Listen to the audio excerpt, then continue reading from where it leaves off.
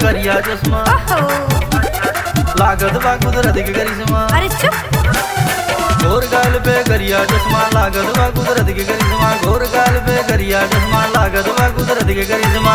अगाड़ा पछाड़ा एकर दूनो बवाल बा नैना कटारी और मत वाली चाल बा।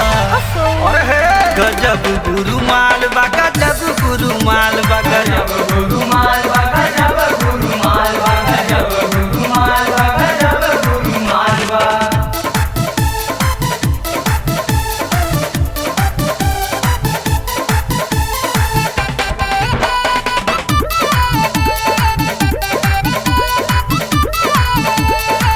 गजब उठानी एकर गजब ढलानी गजराइल दहिया से छल के जवानी।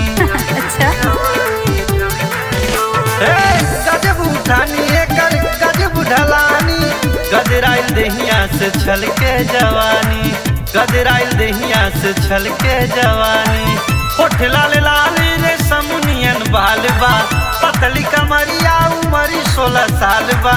अरे रे रे रे गजब गुरु माल बा गजब गुरु माल बा गजब गुरु माल बा गजब गुरु माल बा गजब गुरु माल बा गजब गुरु माल बा।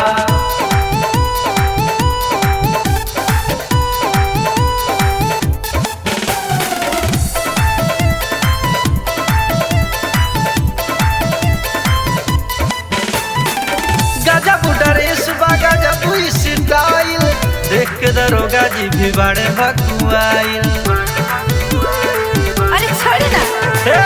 गजब ड्रेस बा गजब स्टाइल देख के दरोगा जी भी बड़े भकुआइल। देख के दरोगा जी भी बड़े भकुआइल। यूपी बिहारे नहीं के भौकाल बा थोड़ी देखा 1 इंची ले खाल बा। अच्छा उताइए बा। गजब गुरु माल बा गजब गुरु माल बा गजब गुरु माल बा गजब गुरु माल बा गजब गुरु माल बा गजब गुरु माल बा।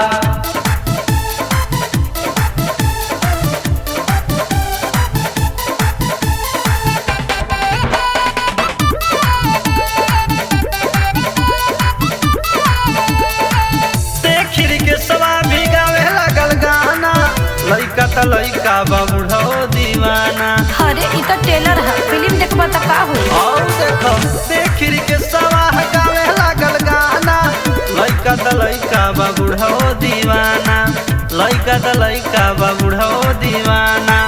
परदेसिया के भी हाल बेहाल बा का हो बाबा तोहारी का हाल बा।